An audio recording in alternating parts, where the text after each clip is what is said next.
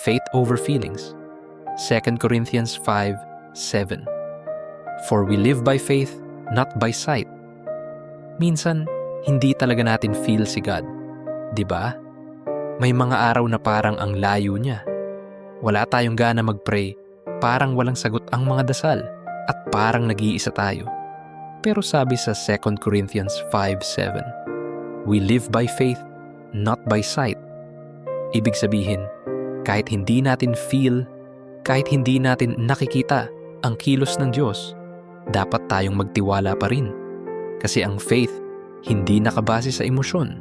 Hindi rin ito nakabase sa kung anong nakikita natin. Ang faith ay pagtitiwala sa Diyos kahit hindi mo pa nakikita ang resulta. Halimbawa, sa ulan.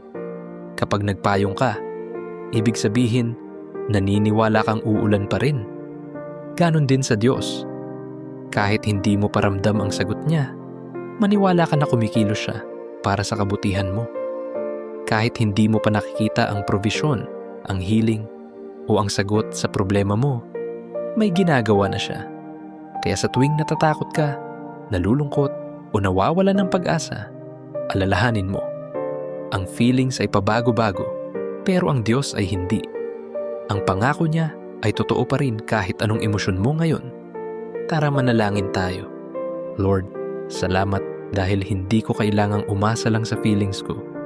Turuan mo akong magtiwala kahit hindi ko naiintindihan lahat.